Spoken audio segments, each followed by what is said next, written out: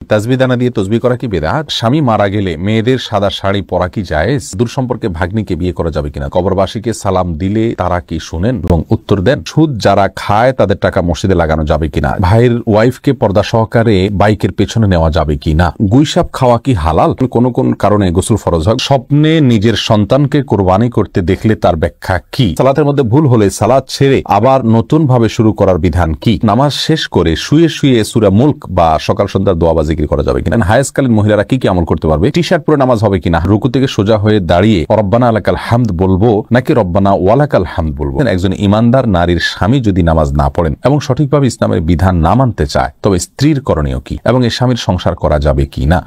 হাসিব আহমদ জানতে চেয়েছেন দূর সম্পর্কে ভাগ্নিকে বিয়ে করা যাবে কিনা? দূর সম্পর্কের ভাগ্নি যদি হয় তাহলে বিয়ে করা যাবে, কোনো অসুবিধা নেই। আহমেদ ইকরা আপনি জানতে চেয়েছেন আমি অবিবাহিত স্বপ্নে সহবাস দেখি এবং এমন স্বপ্ন দেখলে আমার খুব খারাপ লাগে, শুনেছি স্বপ্নে সহবাস দেখলে বিয়ে হয় না। না, এরকম কোনো কথা না, এটা কুসংস্কার। আপনি এরকম যদি কোনো কিছু দেখেন এটা আপনার গুনাহ হবে না, কারণ এটা আপনার ইচ্ছায় হচ্ছে না। এমডি জুনেদ খান আপনি জানতে চেয়েছেন সুদ যারা খায় তাদের টাকা মসজিদে লাগানো যাবে কিনা? জেনে শুনে তাদের টাকা মসজিদে লাগানো ঠিক না। আল্লাহ সুবহানাহু ওয়া তাআলা বলেছেন, রাসূল করিম সাল্লাল্লাহু আলাইহি ওয়াসাল্লাম বলেছেন ইন্নাল্লাহা তাইয়্যিব লা ইয়াকবালু ইল্লা তাইয়্যিব। আল্লাহ তাআলা নিজে পবিত্র, তিনি পবিত্র ছাড়া কোনো কিছু গ্রহণ করেন না। বিধায় হারাম কিছু দান করলে আল্লাহ সন্তুষ্টি অর্জন করা যাবে না, সওয়াব পাওয়া যাবে না। এরপর এল শাহিদ আপনি জানতে চেয়েছেন কোন কোন কারণে গোসল ফরজ হয়? গোসল ফরজ হয় মাসিক থেকে পবিত্র হলে, নেফাস থেকে পবিত্র হলে এবং আপনার কোনোভাবে বীর্যপাত হলে এবং আপনার স্ত্রী সহবাস করলে। এরপরে মোহাম্মদ মহসিনুদ্দিন জানতে চেয়েছেন ভাইয়ের ওয়াইফকে পর্দা সহকারে বাইকের পেছনে নেওয়া যাবে কি না? না, প্রথমত বাইকের পেছনে ভাইয়ের ওয়াইফকে যদি আপনি রাখেন এবং আপনি নিজে চালান, অর্থাৎ দুজন আপনারা থাকেন, তাহলে সেক্ষেত্রে শরীরের কোনো না কোনো অংশ স্পর্শ করবে, বাজে চিন্তা হওয়ার সুযোগ আছে। আল্লাহ সুবহানাহু ওয়া তাআলা বলেছেন লা তাকরাবুজ জিনা, জিনার কাছাকাছিও যেও না। বিধায় এটা উচিত হবে না। একান্ত নিরুপায় না হলে, কোনো বিপদগ্রস্ত না হলে সেক্ষেত্রে এটা উচিত হবে না। কাফি আপনি জানতে চেয়েছেন গুইসাপ খাওয়া কি হালাল? গুইসাপ খাওয়া, যেটাকে আপনার হাদিসের ভাষা নবী সাল্লাল্লাহু আলাইহি ওয়াসাল্লামের ভাষা যেটাকে কি যেন বলা হয়, এটা জায়েজ আছে অনেক উলামা ইকরামের মতে। তবে আমাদের উলামা ইকরাম এটাকে মাকরুহ বলেন, হারাম কেউই বলেন না। বিভিন্ন হাদিস দ্বারা গুইসাপ খাওয়ার বিষয়টির প্রমাণ পাওয়া যায়। কারো যদি রুচিতে কুলায় ভালো লাগে তিনি খেতে পারেন।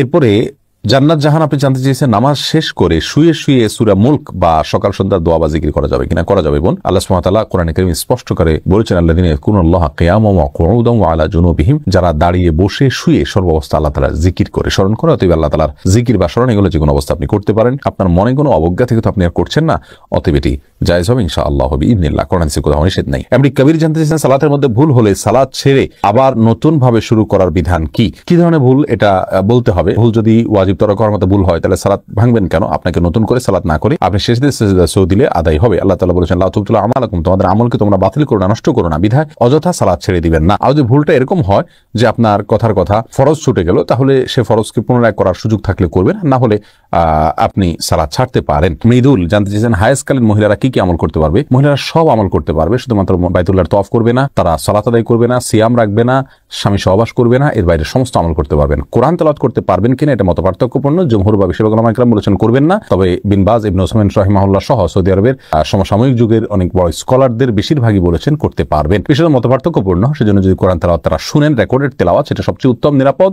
আর যদি হাফেজ কোনো মেয়ে হন বা হিফজ ভুলে যাওয়ার কোনো ভয় থাকে, তার জন্য জায়েজ হবে কোরআন তেলাওয়াত করা। তো শুনতে কোনো অসুবিধা নেই ইনশাআল্লাহ বিইذনিল্লাহ। স্পর্শ করতে পারবেন না কোরআন, এই অবস্থায় এ বিষয়ে কারো দ্বিমত নাই। এমনি আশরাফুল ইসলাম জানতে চেয়েছেন টি শার্ট পরে নামাজ হবে কিনা? হ্যাঁ, নামাজ হয়ে যাবে, কিন্তু এরকম কোনো টি শার্ট পরে সালাত আদায় করা উচিত নয় যেটা সালাতের গাম্ভীর্যতার সাথে যায় না, অথবা আপনার এই টি শার্ট পরে আপনি কোথাও যান না ভালো কোথাও, এরকম যদি হয় তাহলে আপনার জন্য টি শার্ট পরে সালাত আদায় করা জায়েজ হবে না, অন্যথায় জায়েজ হবে। আল্লাহ তাআলা বলেছেন ইয়া আইয়ুহাল্লাযীনা আমানু খুযু যিনাতাকুম ইনদা কুল্লি মাসজিদ, হে ঈমানদাররা প্রত্যেক সালাতের সময় সুন্দর পোশাক পরিধান করো। অতএব আপনি যে পোশাকটা আপনার কাছে সুন্দর, সম্ভ্রান্ত জায়গায় আপনি যান, সাধারণত সাধারণ পোশাক নয়, অপমানজনক পোশাক নয়, বা আপনার শোয়ার পোশাক নয়, বা এটা পরে আপনি কোথাও যেতে চান না, এরকম পোশাক যদি না হয় তাহলে সেক্ষেত্রে আপনার সালাত হয়ে যাবে, টি শার্টেও কোনো অসুবিধা নেই। এরপরে মাহমুদুল হক ভুঁইয়া আপনি জানতে চেয়েছেন কবরবাসীকে সালাম দিলে তারা কি শুনেন এবং উত্তর দেন? মাহমুদুল হক ভুঁইয়া, আপনার প্রশ্ন উত্তরে বলবো কবরবাসীকে সালাম দিবেন আপনি, তবে কবরবাসীরা আমাদের কথা শুনতে পান কিনা এ বিষয় নিয়ে ওলামাদের মতপার্থক্য রয়েছে। অনেক ওলামা বলেন যে শুনতে পান না, তাদের দলিল হলো আল্লাহ সুবহানাহু ওয়া তাআলা কোরআনে কারীমে বলেছেন ওমা আনতা বিমুসমিআইন মান ফিল কুবুর, যারা কবরবাসী তাদেরকে আপনি শোনাতে পারবেন না, অর্থাৎ তাদেরকে শোনানোর ক্ষমতা আপনার নাই। আর যারা বলেন যে না ওনারা শুনতে পান, তাদেরও অনেকগুলো দলিল, অনেকগুলো হাদিসের সূত্র রয়েছে। প্রশ্ন করেছেন মঞ্জুরা পারভিন, আপনি প্রশ্ন করেছেন রুকু থেকে সোজা হয়ে দাঁড়িয়ে রব্বানা লাকাল হামদ বলবো নাকি রব্বানা ওয়ালাকাল হামদ বলবো। দুইটাই বিশুদ্ধ হাদিস দ্বারা প্রমাণিত, বরং কোন কোন বর্ণায় আল্লাহুম্মা রব্বানা লাকাল হামদ, আল্লাহুম্মা রব্বানা ওয়ালাকাল হামদ এরকমও আছে, যার কারণে আপনি যে কোনোটা পড়েন আপনার সালাত আদায় হয়ে যাবে, সুন্নাহ আদায় হয়ে যাবে, যেহেতু সবগুলোই হাদিস দ্বারা প্রমাণিত। আর কাসরাতুল মাবানি তাদুল্লু আলা কাসরাতিল মাআনি, এই মূলনীতির আলোকে আপনি রব্বানা ওয়ালাকাল হামদ যদি পড়েন অথবা আল্লাহুম্মা রব্বানা ওয়ালাকাল হামদ যদি পড়েন তাহলে সেটা বেশি ভালো। কাটার এআইডি থেকে প্রশ্ন করা হচ্ছে, স্বামী মারা গেলে মেয়েদের সাদা শাড়ি পরা কি জায়েজ? মেয়েদের স্বামী মারা গেলে সাদা শাড়ি আর কালো শাড়ি এরকম কোনো কিছু পরার ক্ষেত্রে ইসলাম শরিয়ত কোনো নির্দেশনা দেয় না। ইসলাম শরিয়া বলে কোনো স্ত্রী লোক তার স্বামী যদি মারা যান তাহলে 4 মাস 10 দিন পর্যন্ত তিনি শোক পালন করবেন, আর শোক পালনের অংশ হিসাবে তিনি খুব বেশি সাজসজ্জা করবেন না, গহনাগাতি ইত্যাদি ব্যবহার করবেন না, স্বাভাবিকভাবে চলবেন, সাদাই পড়তে হবে এরকম কোনো কথা নেই। সচরাচর তিনি বেড়াতে গেলে বা কোনো অনুষ্ঠানে গেলে, কোনো মেহমান অতিথি আসলে তখন যে পোশাকগুলো পরেন এরকম কোনো পোশাক পরবেন না, বাস এটাই হলো সবচেয়ে গুরুত্বপূর্ণ বিষয়।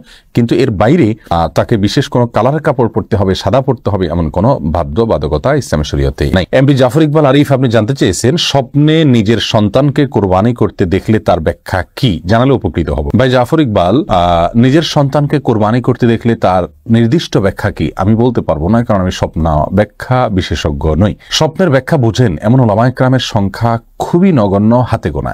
আপনি এরকম কোন আলেমের শরণাপন্ন হলে সবচেয়ে ভালো হবে। তবে কোরবানির স্বপ্ন ইব্রাহিম আলাইহিস সালাম দেখেছিলেন সন্তানকে, আল্লাহ সুবহানাহু ওয়া তাআলা এটা তার পরীক্ষা নিয়েছিলেন। নবীদের সে স্বপ্ন আর আমাদের স্বপ্ন কখনো এক নয়। এটাও হতে পারে যে আল্লাহ সুবহানাহু ওয়া তাআলা আপনাকে, আপনার সন্তানকে আল্লাহর রাহে দেওয়ার জন্য, আল্লাহর পথে তাকে পরিচালিত করবার জন্য আল্লাহ সুবহানাহু ওয়া তাআলা আপনাকে উদ্বুদ্ধ করছেন, নির্দেশনা দিচ্ছেন। আল্লাহু আ'লাম বিসওয়াব। এমডি শফিক, আপনি জানতে চেয়েছেন তাসবিহ দানা দিয়ে তাসবিহ করা কি বিদআত? ভাই শফিক, এটাকে আমরা বিদআত বলি না। অনেক উলামায়ে কেরাম বিদআত বলেন। তারা বলে থাকেন যে বিভিন্ন হাদিসে আঙ্গুলের করে তাসবিহ গণার ফজিলত বা গুরুত্ব এর বর্ণনা বা বিবরণ পরোক্ষভাবে বোঝা যায়। বিশেষ করে কিয়ামতের দিন এগুলো জলজল করে জ্বলতে থাকবে বা উজ্জ্বল আলো দিবে, এরকম বর্ণনা পাওয়া যায়। তাসবিহ দানা তো এই হাদিসকে অ্যাভয়েড করাই হয়, বিধায় এটাকে অনেকে বিদআত বলে থাকেন। আমরা এটাকে বিদআত এই জন্য বলি না যে তাসবিহ দানা ব্যবহার করাকে আলাদা সুন্নাহ, আলাদা মুস্তাহাব, আলাদা ফজিলতপূর্ণ, আলাদা আমল এরকমটি কেউ মনে করেন বলে আমাদের জানা নেই। যেহেতু এরকমটি কেউ মনে করেন না, তাহলে তাসবিহ দানা ব্যবহার করাকে আমরা বিদআত বলতে পারি না। বরং তাসবিহ দানা বিদআত ব্যবহার করা এটা ওই ব্যক্তির জন্য বিধেয় যে ব্যক্তি 100 বার বা বেশি সংখ্যক তাসবিহর যে সংখ্যাগুলো সেগুলো আঙ্গুলের করে গুণে তিনি মনে রাখতে পারেন না, এরকম যদি হয় তাহলে সেক্ষেত্রে তার জন্য এটা বিধেয়। তবে উত্তম হবে সর্বাবস্থায় আঙ্গুলের করে গণনা করা। তাছাড়া কোনো সালাফ থেকে বিভিন্ন বিচি ইত্যাদিকে তাসবিহর গণনার ক্ষেত্রে ব্যবহার করার কথা বর্ণনা পাওয়া যায়, কিন্তু আঙ্গুলের কর এটার বর্ণনা, এটার তাসবিহ গণনা করার কথা যেহেতু হাদিস থেকে পাওয়া যায় সরাসরি, সেজন্য আমরা সেটাকে অগ্রাধিকার দেওয়াটাই উত্তম হবে, কিন্তু আমরা ওইটাকে বিদআত বলবো না। তবে হ্যাঁ, তাসবিহ ব্যবহারকে আলাদা একটা ইবাদত বা সওয়াব, বা ওইটাতে গুনলে সওয়াব হবে, বা ওইটাতে গোনা উত্তম, বা ওইটাতে গণনা করা নিয়ম, এরকম যদি কেউ মনে করে তাহলে সেটি বিদআত হতে পারে। তাহমিন নিপু, আপনি জানতে চেয়েছেন একজন ইমানদার নারীর স্বামী যদি নামাজ না পড়েন এবং সঠিকভাবে ইসলামের বিধান না মানতে চায় তবে স্ত্রীর করণীয় কি এবং এর স্বামীর সংসার করা যাবে কি না। বোন তানজিনা তাহমিন, আপনাকে বলবো ইমানদার নারীর স্বামী যদি নামাজ না পড়েন তাহলে তিনি তাকে বোঝাবেন, ভালোবাসা দিয়ে অন্য যে কোনো ভাবে তাকে বুঝিয়ে সালাতের পথে আনার চেষ্টা করবেন। যদি কোনোভাবে সেটা করতে না পারেন অন্যকে দিয়ে বোঝাবেন, তিনি যদি এটা করে না সফল না হন অন্যকে বুঝাবেন। একজন স্ত্রী চাইলে স্বামীর কাছ থেকে অনেক কিছু আদায় করতে পারেন, এটাই হলো স্বাভাবিকতা। যদি কখনো এর ব্যতিক্রম হয়, ভিন্ন কিছু হয়, অর্থাৎ স্ত্রী তার স্বামীকে কোনোভাবে ম্যানেজ করতে না পারেন, তার স্বামীকে যদি বোঝাতে না পারেন, তাহলে সেক্ষেত্রে আপনার বিকল্প হবে তার জন্য আল্লাহ সুবহানাহু ওয়া তাআলার কাছে সবর করা, ধৈর্য ধারণ করা। কারণ হলো তার সংশোধনের করে তাকে সংশোধন করে ফেলা এটা স্ত্রীর ক্ষমতার বাইরে। আল্লাহ সুবহানাহু ওয়া তাআলার কাছে হেদায়েত, তিনি হেদায়েতের মালিক। এই স্বামী সংসার করতে পারবেন কিনা আমি আপনাকে বলবো অবশ্যই সংসার করবেন যদি তিনি ইমানদার হয়ে থাকেন, যদি সালাতের আবশ্যকতাকে তিনি স্বীকার করেন, তিনি যদি সালাতকে নিয়ে তাচ্ছিল্য না করেন, সালাতকে অস্বীকার না করেন, তাহলে সেক্ষেত্রে তার সংসার আপনি করতে পারবেন, কারণ তাকে আমরা কাফের মনে করি না। যদিও অনেক উলামায়ে কেরাম সালাত ত্যাগকারীকে মানে গণহারে বা পাইকারি ভাবে কাফের বলে থাকেন, তাদের মতে আপনার জন্য স্বামীর সংসার করা ঠিক হবে না। এরপরে প্রশ্ন আমি দেখতে পাচ্ছি ইমরান ফরহাদ, আপনি জানতে চেয়েছেন শ্বশুরবাড়ি থেকে খুশিতে কিছু দিলে কোনো গুনাহ হবে কি না। খুশিতে বা সন্তুষ্ট চিত্তে যদি কিছু দেয় তাহলে সেটা আপনার জন্য অবশ্যই গুনাহ হবে না ইনশাআল্লাহ বিইذনিল্লাহ। যদি আপনি শ্বশুরবাড়ি থেকে কোনো কিছু আপনার চাওয়া পাওয়া না থাকে, আপনি কৌশল করে তাদের কাছ থেকে আদায় না করেন, অথবা সামাজিকতার খাতিরে তারা দিয়েছেন এমনটি না হয়, তাহলে সেক্ষেত্রে আপনার জন্য ওটা নেওয়া জায়েজ হবে ইনশাআল্লাহ বিদিনা। তবে আমাদের দেশে যদি একটা বদ কালচারে পরিণত হয়েছে, সেজন্য এটাকে অ্যাভয়েড করার সংস্কৃতি আমাদের গড়ে তোলা দরকার। অন্তত যেভাবে যৌতুক দেয় সেভাবে যেন কোনো কিছু না দেওয়া হয়। কিন্তু নেওয়ার ক্ষেত্রে আমরা বলেছি তারা যদি সন্তোষ কিছু দেয় তাহলে আপনার জন্য এটা জায়েজ আছে ইনশাআল্লাহ বিদিনিল্লাহ।